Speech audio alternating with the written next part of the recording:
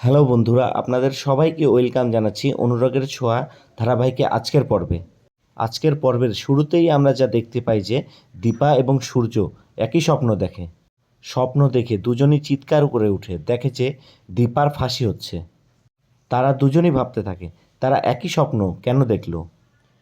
অন্যদিকে আমরা দেখি রুডির মা রুডিকে ফোন দিয়ে বলে যে, রুডি, তোমার সব মনে আছে তো?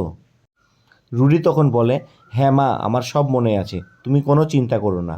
এখন যা করার সব আমি করব মা, তুমি কোনো চিন্তা করো না।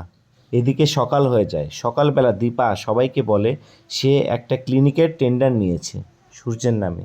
আর লোন নিয়ে দীপা ক্লিনিকটা লাবণ্যর জন্য করবে। ক্লিনিকটা সূর্য চালাবে, জয় সহ ওইখানে সবাই কাজ করবে। কিন্তু উর্মি অনেক বেশি ক্ষেপে যায়, বলে যে আমি এখানে ভাগ চাই। দীপা বলে ওদের যে রেস্টুরেন্টটা ছিল সেটা উর্মি এবং জয়ের নামে করে দিয়েছে। তারপরও উর্মি মানতে চায় না, সেই ক্লিনিকের ভাগই চায়। তখন দীপা বলে, তোমরা যখন যোগ্যতা সম্পন্ন হবে তখন তোমাদেরকেও ক্লিনিকের ভাগ দেওয়া হবে।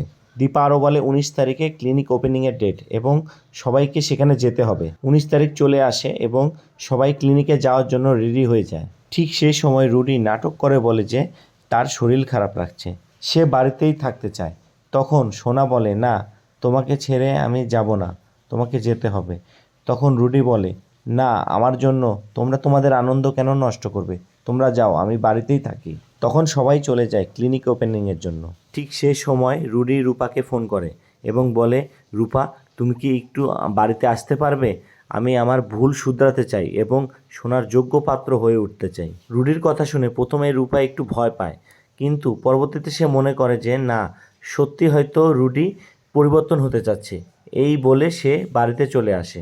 রূপা যে সময় বাড়িতে ঢুকে ঠিক সেই সময়ই রুডি সাথে সাথে ঘরের দরজা বন্ধ করে দেয় এবং রূপার সাথে নোংরামি করার চেষ্টা করতে থাকে।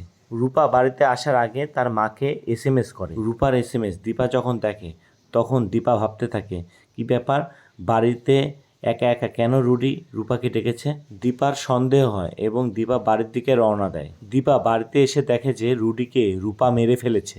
দীপাকে দেখে রূপা চিৎকার করে বলে যে, মা, আমার কোনো দোষ নেই, রুডি আমার সাথে নোংরামি করার চেষ্টা করছিল। রূপা বলে, এখন কি হবে মা? দীপা বলে, তুই চিন্তা করিস না। তখন কথা বলে দীপা সব দোষ তার নিজের ঘাড়ে নিয়ে নেয় এবং ভাবতে থাকে যে রূপাকে সে কিভাবে বাঁচাবে। তো বন্ধুরা, এই ছিল আজকের পর্বের কাহিনী। পরবর্তী এপিসোডটা পেতে আমাদের চ্যানেলটা অবশ্যই সাবস্ক্রাইব করে রাখবেন।